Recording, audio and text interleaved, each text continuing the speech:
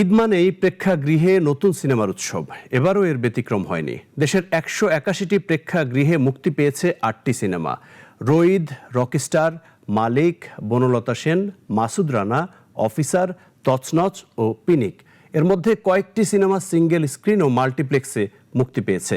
সীমিত হলের প্রতিযোগিতা থাকলেও দর্শকদের ভিড়ে সিনেমা অঙ্গনে ফিরেছে প্রাণচাঞ্চল্য। ঢাকার সিনেমা হলগুলোর নতুন সিনেমার খবর জানব ডেস্ক রিপোর্টে।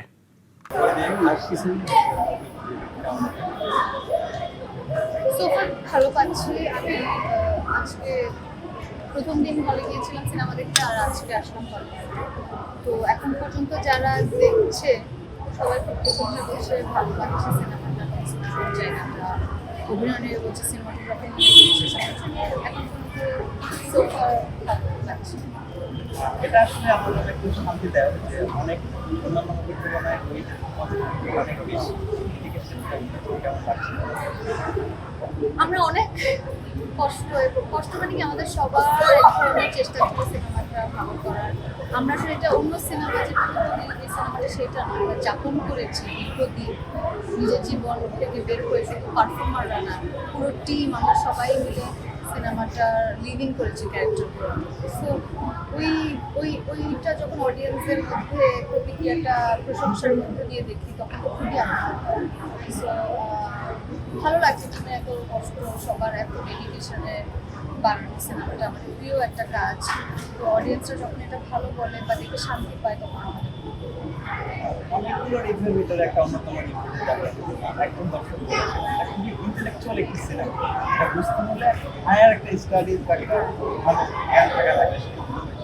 রইদের যে জনরা বা যেটা নিয়ে আমাদের একটা কাজ করে, ওনার পূর্বের কাজগুলো তো দেখবেন মিথোলজি বা সিরিয়াল একটা ওয়ার্ল্ড থাকে, অ্যাপসার থাকে, সেই জিনিসগুলো আসলে ওনার এই কাজগুলো করে থাকে। কাজও ছিল যাতে আরও বেশি হয়তো সামনেটা আরও কাজ করছে। আমাদের দেশের অডিয়েন্সরা এই জনরা বা এই কাজগুলো তার রিয়েলিস্টিক সিনেমা দেখে আমি সবার কথা বলছি দেখেছি, তো এই কারণে বলা হচ্ছে। কিন্তু এটা দেশের বাইরে খুব কম, সবাই খুব বুঝতে পারে, সবকিছু ক্লিয়ার, এবং এখানে ফিলোসফিক্যাল জায়গাটা খুব স্ট্রং।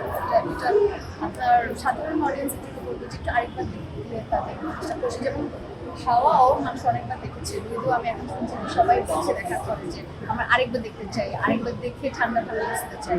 সো আসলে কিছু সিনেমা থাকে যেটা আপনার কনসেপ্টুয়াল জায়গাটা স্ট্রং থাকে, আপনি প্রথমবার হয়তো আনন্দ বা বিনোদনের জন্য দেখেন, তারপরে হয়তো কনসেপ্টুয়াল জায়গাটা এক্সপ্লোর করতে চান।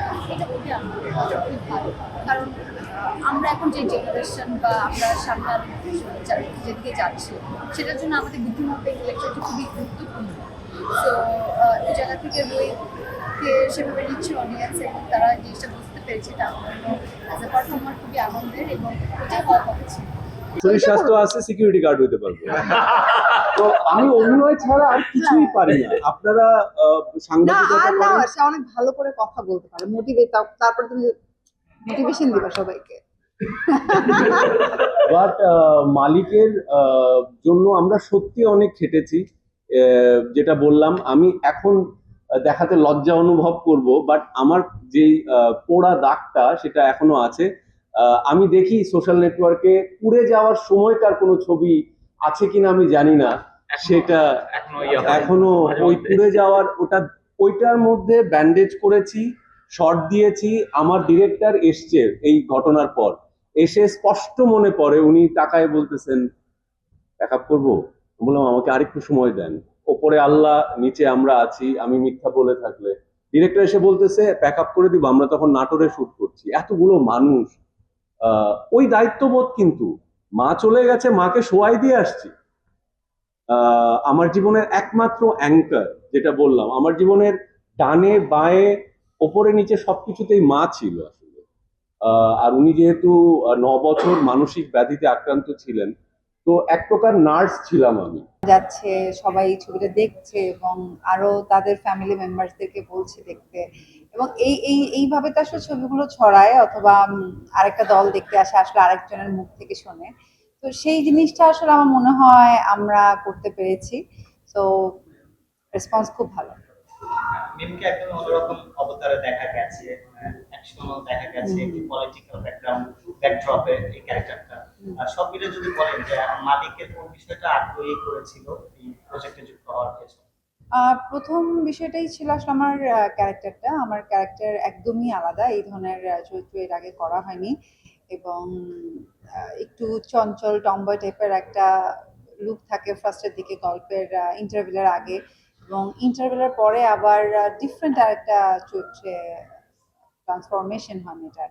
তো সেটা মানে যখন আমি গল্পটা শুনি ফার্স্ট, তখনই আসলে আমার গল্প অ্যান্ড আমার চরিত্র দেখে মনে হয়েছে যে না, ফাইন, এটা ভালো কিছু হবে। এবং এরপরে যখন আরো ওদের ফুল প্ল্যানিংটা শুনি, আম, গানগুলো শুনি, সবকিছু শুনে আম, তারপরে রাজি হয়ে যাই প্রজেক্টে। আপু, আপনি এর আগেও কিন্তু মুক্তিযুদ্ধ রিলেটেড একটা মানে ওখানে কিন্তু বেশ অ্যাকশন ছিল, এখানে যেরকম আমরা আপনার অ্যাকশনটা দেখতে পেয়েছিলাম। তো আমরা দেখেছি যে ওখানে লেখা যে revenge has been made, why revenge has been made, এটার পেছনে এইটা আমার মনে হয় ডিরেক্টরকে বললে ভালো হয়। এই কোশ্চেনটা ডিরেক্টরের জন্য রাখা থাকুক, তাকে জিজ্ঞেস করবেন। ক্যারেক্টারে যেহেতু অ্যাকশন করেছেন, আমি হ্যাঁ। দেখেছি ট্রেলারে যে প্রস্তুতির কোনো ব্যাপার ছিল কিনা আলাদাভাবে এই না, ক্যারেক্টার? এখানে আসলে বন্দুকের যে বিষয়গুলো আছে, ছোটখাটো যতটুকু ফাইট ছিল, আমি চেষ্টা করেছি যে ওইটা যেন পারফেক্ট হয়। তো ওইটার জন্যই যতটুকু ট্রেন হওয়া, যে না আমি নিজে থেকে আগে থেকে একটু প্র্যাকটিস করে নেই। তারপরে এখানে যেমন আহ, একটা মোটর কি বলে হোন্ডা চালানো একটা ছিল, আপনারা যারা ছবি দেখেছেন তারা জানবেন যে শুরুতেই হচ্ছে মেয়েটা বাইক চালায়। তো ওই জায়গাতে আমাকে একটু ভালোই প্র্যাকটিস করতে হয়েছিল। সো এই টুকটাক। স্ট্রাগল টাইম ভাই, একটু ভয় পেতে হবে সবাইকে, ভাইয়া অনেক নয়েজ আসছে। এটা আপনি প্র্যাকটিসের কথা বললেন। আচ্ছা, স্ট্রাগল টাইম না, আমি আসলে আমার কাজটাকে অনেক এনজয় করি। এখানে খুব একটা স্ট্রাগল লাগে না, কিন্তু আম, এর আগের ইন্টারভিউতেও বলেছিলাম মন খারাপ ছিল একটা বিষয়, আমাদের যে আইটেম সংটা হয় সেটা আমরা মাত্র 4 ঘন্টায় শুট করেছি, মাত্র 4 ঘন্টা। মানে আমার মনে হয় না আমার এত মানে এই এত লম্বা একটা জার্নিতে আমি জীবনও কোনো গানের শুটিং এত শর্ট টাইমে করেছি। এটা রিজন ছিল যে রিহার্সেল করা ছিল, রিহার্সেল আমি 3 দিনের মতো রিহার্সেল করেছিলাম। কিন্তু শুটিংটা 4 ঘন্টা, কারণ আমাদের শুটিং শুরু হতে হতে 10:30 11টায় আমি সেটে ঢুকি। মানে আমার কাজ শুরু হয়, এর মধ্যে আহ, টানা 1 ঘন্টা না 2 ঘন্টা বৃষ্টি ছিল, তো বৃষ্টির জন্য আমরা শুট করতে পারিনি। তারপরে 4:30টার মধ্যেই আই থিঙ্ক 4:30 আর 5টা এরকমের মধ্যে অফ করতে হয় শুটিং। তো খুবই শর্ট টাইম। তো এত শর্ট টাইমে এই গানের যে আমরা এত ভালো রেসপন্স পাবো, এটা আসলে চিন্তা করতে পারিনি। আরেকজন শুভর সাথে আচ্ছা বলেন আপনি। আরেকজন শুভর সাথে আগে টাকাটা জুটি বেঁধেছেন এবং আপনাদের জুটির কথা যখন আসলো যে এই জুটিকে আবার বড় পর্দায় দেখছি, দর্শকের মধ্যে আলাদা একটা উচ্ছ্বাস ছিল। তো আসলে কোয়েস্টা হিসেবে আরেকজন শুভকে কিভাবে জাজ করবেন, আপনাদের যে রসায়ন এই ব্যাপারটা নিয়ে যদি একটু বলেন। আসলে রসায়নের এই বিষয়গুলো থাকে যে পুরোটাই দর্শকের উপরে থাকে। শুভ ভাইয়ের সাথে আমি যখন ফার্স্ট মুভিটা করি তখন থেকেই দর্শক আসলে আমাদের দুজনকে খুব পছন্দ করে, এবং সেকেন্ডও সেম, এবং থার্ড ছবিতে আমি প্রত্যেকটা মানুষের রিয়াকশন দেখেছি, এবং সবাই আমাকেও যারা যারা দেখছে ফোন করে বলে যে তোমাদের দুজনকে দেখতে অনেক সুন্দর লাগে, এবং আমাদের সিকোয়েন্সগুলো যখন আসে তখন নাকি দর্শক অনেক এনজয় করে। তো অ্যাজ এ আর্টিস্ট আমার জন্য এটা অনেক বড় পাওয়া। আর জুটিটা তো আসলে পুরোটাই ডিপেন্ড করে দর্শক পছন্দের উপরে, যে দর্শকের ভালো লেগেছে আমাদের দুজনকে দেখতে একসাথে। কিন্তু দর্শক সারা কিন্তু অসাধারণ পাচ্ছে আপনি এবং আরিফিন ভাইকে নিয়ে। হ্যাঁ। গতকালকে আরিফিন ভাই বলছিল যে এই মুভিটা করতে গিয়ে হচ্ছে তার পুরো বডি হচ্ছে আঘাতের দোকান হয়ে গেছে, এরকম একটা কথা বলেছিল। আপনি কি বলবেন আপু? না, ইটস ট্রু। আমি আমি যখন ঢুকি সেই দিনই মনে হয় ভাইয়ার পা পড়ে যায়, এবং ওইটা নিয়ে সে প্রায় টানা আমাদের শেষ শুটিংটাই ওইটা নিয়ে করে। এবং আমি দেখতাম যে অ্যাকচুয়ালি যে সে কি পরিমাণ পেইনে থাকতো, এবং একটা পর্যায়ে ভাই বলে ফেলছিল যে তোমার যদি এরকম হতো তুমি তাহলে শুটিং করতে পারতাম না। তা আমি বলছি আসলেই পারতাম না, কারণ ওই রকম ব্যথা নিয়ে আমি মনে হয় না এই টানা 7 দিন 8 দিন টানা শুট শেষ করতে পারতাম। তো উনি এটা করে, এবং উনি এটা আসলে অনেক আগে থেকেই দেখি যে কোনো প্রবলেমের মধ্যে হলেও সে চেষ্টা করে কাজটা সুন্দরভাবে শেষ করার। আমাদের শো সোফার হাউসফুল যাচ্ছে এবং খুব সাকসেসফুলি যাচ্ছে। শুভ ভাই এবং বিদ্যা সিনহা ম্যাম, ওনাদের দুজনের অ্যাক্টিং এর এবং ডিরেকশনের আন্ডারে আমাদের হল মালিকদের সাথেও কথা হচ্ছে, রেগুলার কনস্ট্যান্ট কথা হচ্ছে, এবং শো বাড়ানোর জন্য যে প্রস্তুতি এবং কথাবার্তা আমরা একই সাথে এটাও চালাচ্ছি, এবং এটাও আমরা হোপফুল ইনশাল্লাহ সেকেন্ড উইকে এটাও বাড়বে।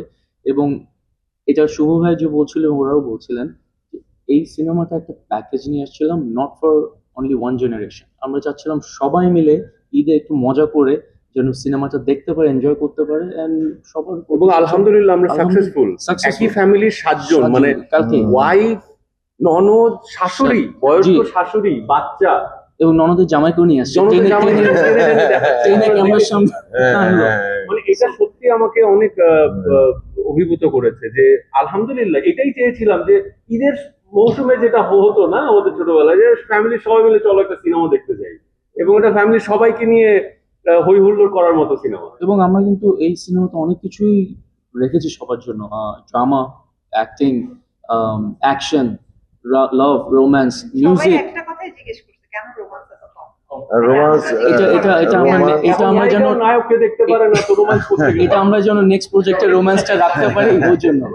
আর হ্যাঁ, এবং আমাদের হলের জায়গা থেকেও আমরা মোটামুটি বেশ ভালো জায়গায় আছি, এবং আমরা হয়তো নেক্সট যে উইকটা আমরা আশা করছি আমাদের যে হল সংখ্যা আছে তার থেকে ইনশাআল্লাহ বেশ কিছু বাড়বে।